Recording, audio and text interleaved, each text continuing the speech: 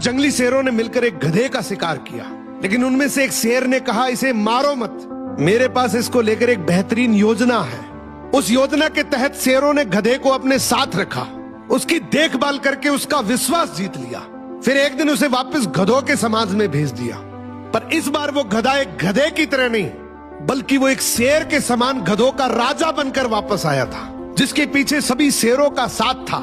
इसलिए बाकी सारे गधे इससे डरने लगे और उसके खिलाफ बोलने से कतराने लगे।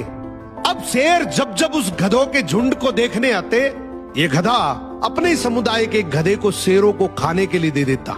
ये गधा गधों के बीच तो एक शेर जितना ताकतवर बन गया था, लेकिन शेरों के बीच वो अब भी एक गधा ही था। ये अपने जैसों पर तो राज करता था, लेकिन ये एक ऐसी ताकत से जुड़ा हुआ था जिससे वो बचकर भाग नहीं सकता था। इसने हजारों मासूम गधों की कुर्बानी दी, सिर्फ ये सोचकर कि इससे मैं और ज्यादा ताकतवर बन जाऊंगा। एक दिन ऐसा आया कि सभी गधों ने एकजुट होकर उसका विरोध किया और ये ठान लिया कि इस बार शेर जब भी शिकार करने के लिए आएंगे तो हम में से कोई नहीं जाएगा, चाहे उसका परिणाम कुछ भी हो। अगले दिन जब शेर आए तो ये गधा अकेला ही खड़ा था, इसके पास कोई दूसरा झुंड नहीं था।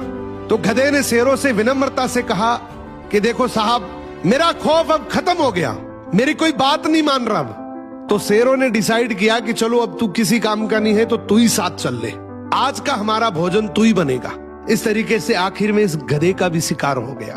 हर समाज के अंदर एक ऐसा गधा जरूर होता है जो अपने लालच के लिए, अपनी ताकत बढ़ाने के लिए अपने ही समाज को दांव पर लगा देता है।